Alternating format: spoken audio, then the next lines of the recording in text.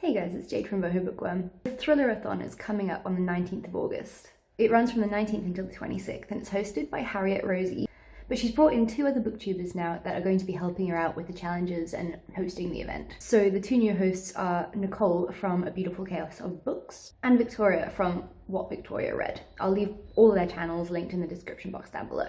So today I just want to tell you what the challenges are and what I plan on reading for each of the challenges. The first challenge is the oldest thriller on your TBR. I have so many books that I haven't read yet that it's scary. But the first one that sprung to mind I've had for ages because I fell head over heels in love with this cover. Black-Eyed Susan by Julia Heaberlin. I honestly don't know why I have not read this book yet. It sounds right up my street and I'm so excited to get to it.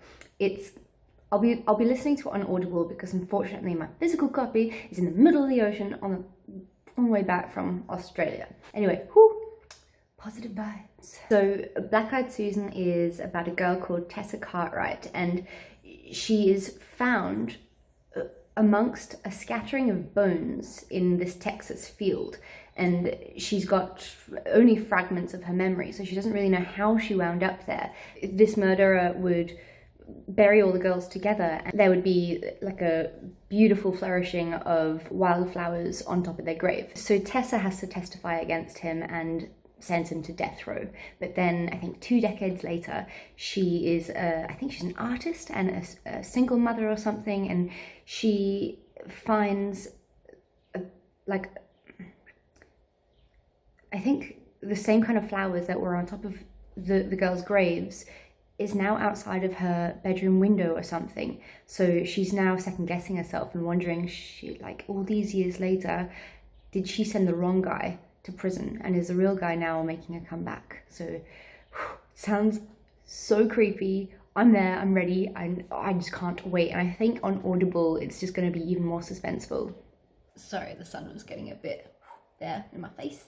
So the second challenge is read an author you've read before. So I chose the new Riley Sager book called Lock Every Door, which I am so excited about, and I think it's like almost the perfect time for me to be reading it because it's this girl called Jules Larson and she's just had this horrible breakup like me, and so she's broke and heartbroken, and she takes up this job as an apartment sitter at the Bartholomew, which is like this super prestigious Manhattan complex, I guess, and all the residents there are either rich, famous, or both, but it comes with certain rules. So it's like she's not allowed visitors, no nights spent away from the apartment, and no disturbing the other residents. So it sounds quite strict. So Jules moves in and starts getting to know her environment and the people that live in the same complex as her, and she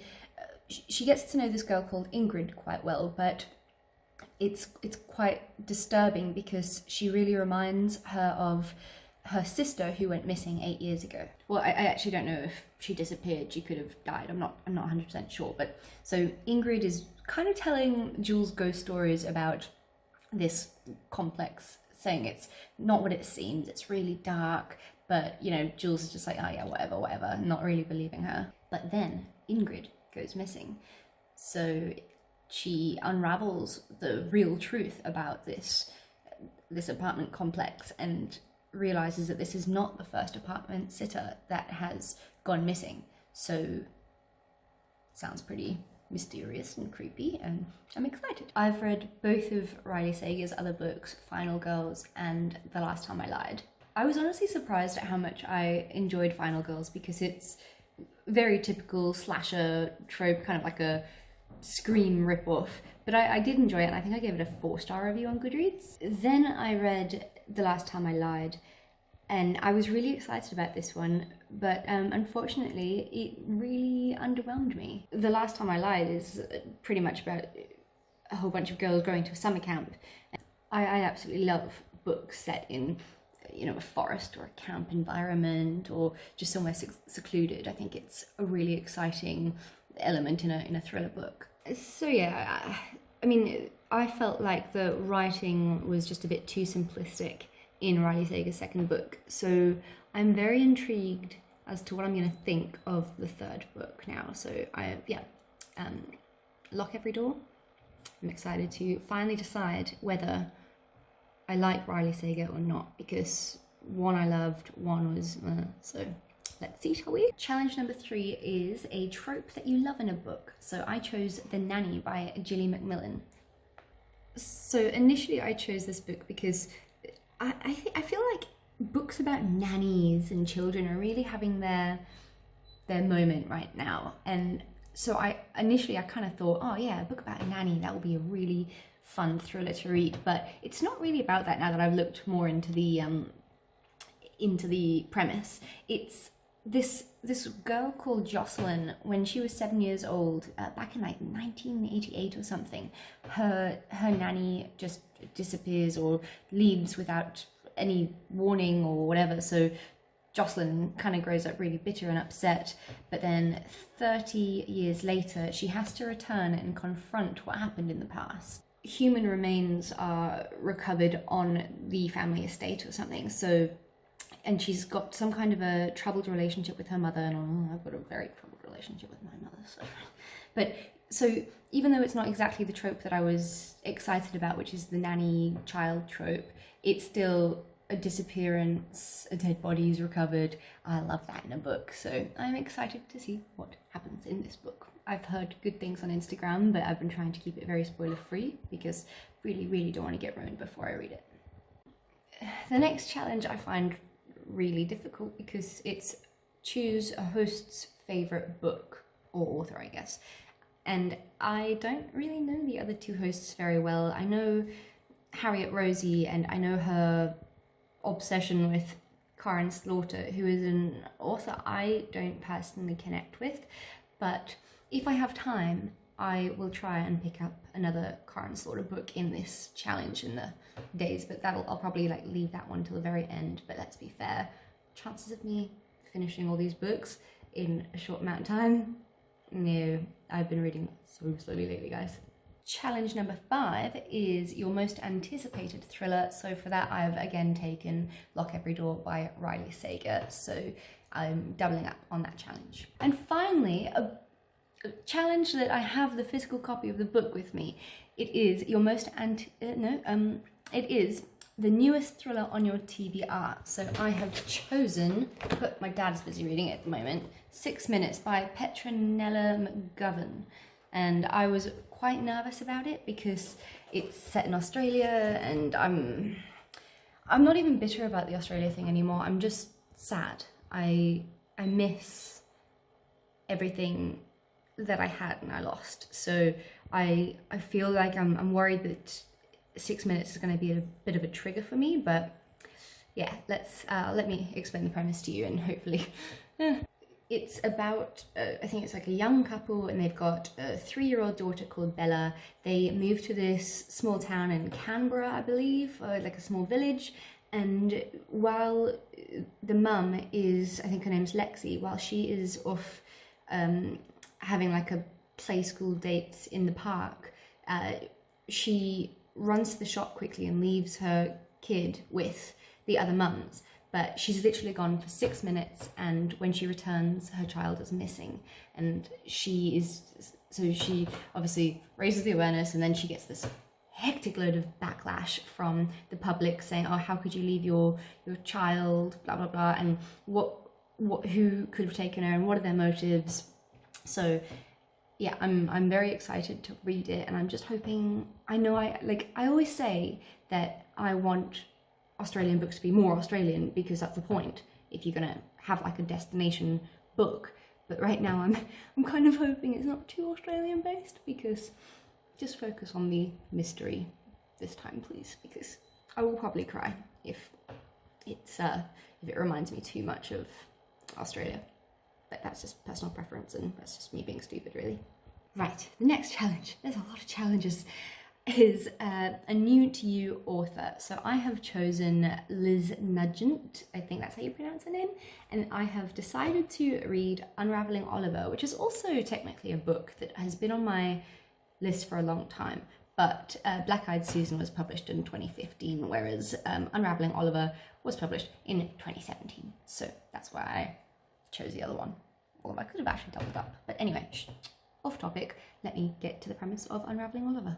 Right, so this book, I feel I'm going to have a lot of big emotions about, because it is about this guy called Oliver Ryan, who seems perfect, and he's got a lovely, beautiful wife. They are super happy, successful. They write award-winning children's books together. So they've got a wonderful life. But then one night he punches her. Something goes wrong, and he just flies off the rail, and it renders her unconscious and makes her go into a coma. I am a survivor of domestic violence, so I feel this is going to really hit home for me. But it sounds weird, but I do like books like this, because in a way, like, it riles me up, and it just makes me want to raise awareness for people who have been victims of abuse. Anyway, so then the book goes on with Alice, his wife, who is between life and death, and all their friends, family, neighbours are trying to figure out what could have triggered him to do something that aggressive and damage everything that they had. And then it's like unravels, deception, deceit, manipulation, and everything that's hidden that triggered him in the end. So yeah, it's more of, there's a couple of people on here that say that it's a thriller. To me, it sounds more like a domestic suspense, but I love those kind of books. So, and I've heard great things about Liz Nugent. I have no idea, but heard great things about her. One of my favorite bookstagrammers, Crime by the Book, Abby, she absolutely loves her books. So looking forward to it. I think she might be an Irish author too. Let me just see. Yes, she worked as a stage manager in theatres in Ireland and toured internationally before writing extensively for radio and television drama. Unravelling Oliver was published in 2014, hit #1 spot for several weeks, and won Crime Novel of the Year at the Irish Book Awards. I'm excited for it. The next challenge is the shortest thriller on your TBR. So for me, again, it is going to be an audio book, and it's, I think, only a couple of hours long, so I'll fly through it. It's called The Bus on Thursday by Shirley Barrett. Funnily enough, I believe it's also a Australian book. Ugh, why am I doing this to myself? But anyway, sounds kind of weird, because it says Bridget Jones meets The Exorcist. I don't normally like it when books are compared to other books, but that is hilarious, that Bridget Jones and The Exorcist. I have a feeling I'm going to enjoy it. But this one is more, it's marked as a horror more than a thriller, but I have chosen it anyway because I like to break the rules. So the premise here says, it is a wickedly funny, dark novel about one woman's post-cancer retreat to a remote Australian town and the horrors awaiting her. It wasn't just the bad breakup that turned Eleanor Mellett's life upside down, it was the cancer, of course, and all the demons that came with it. One day, she felt a bit of a bump when she was scratching her armpit at work. The next thing she knew, her breast was being dissected and removed by an inappropriately attractive doctor. Why is that always a thing? You know what? I had a gynecologist. Luckily in Australia when I was living there, it was a normal GP woman. But here in South Africa, it was a man. And then the same day after my gynecologist appointment, I went to the pub, and who walked in? My freaking gynecologist who'd just seen me with my legs up. Anyway, so luckily Eleanor discovers Talbingo, a remote little town looking for a primary school teacher. Their Miss Barker up and vanished in the night, despite being the most caring teacher ever, according to everyone. Unfortunately, Talbingo is a bit creepy. It's not just the communication, wine-guzzling friar prone to mad rants about how cancer is caused by demons, or the unstable, overly sensitive kids, always going on about Miss Barker and her amazing sticker system. It's living alone in a remote cabin with no cell or internet service, wondering why there are so many locks on the front door and who is knocking on it late at night. Yeah, okay, I can get the Bridget Jones Exorcist vibes, demons and stuff. So it sounds kind of bizarre, and I'm interested. And it's also, a remote cabin, which is one of my favourite things. So at the end of the day, I could also do that for challenge 3, thriller with the trope that you love. So we'll just see what I get through. So, pretty happy. Next one is the thriller with the creepiest cover. None of these books, to me, had covers that really, like, threw me. So I've decided to choose one that I probably honestly won't get to, but I do think it's got a creepy cover, and that is Fantasticland by Mike Bockoven. Bockoven? So this is going to be interesting, and I would like to read it now that I'm reading the premise, because it's set in Florida, which is where I'm moving in very, very soon. So yes, I'm very excited now, actually. So since the 1970s, Fantasticland has been the theme park where fun is guaranteed. But when a hurricane ravages the Florida coast and isolates the park, the employees find it anything but fun. 5 weeks later, the authorities who rescue the survivors encounter a scene of horror. Photos soon emerge online of heads on spikes outside the rides, and viscera and human bones littering the gift shops, breaking records for hits, views, likes, clicks, and shares. How could a group of survivors, mostly teenagers, commit such terrible acts?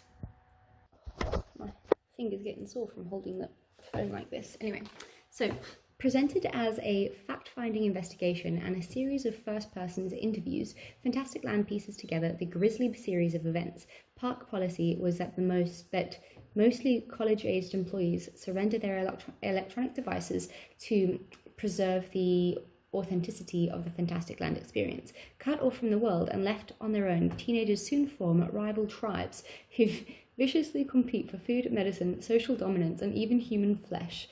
This new social network divides the ravaged dreamland into territories ruled by the pirates, the shop girls, the freaks, and the mole people. If meticulously curated online personas can replace private identities, what takes over when those constructs are lost? Fantasticland is a modern take on Lord of the Flies meets Battle Royale, another comparison, that probes the consequences of a social civilization built online. Right, I've chosen some really different books for me this time round, but okay, yeah. So that's my supposed TBR. I will probably get about 2 of those books done, but it's still interesting to talk about them. If you've read any of these books, please let me know, and which ones you think I should do first, because you don't have to do these challenges in any particular order, I don't think. So tell me which book sounds good to you, or if you've read it, if it was fantastic, because then I want to prioritise that. If you're going to take part, let me know what is on your TBR. I'd love to have a chat with you, and hopefully talk to you soon.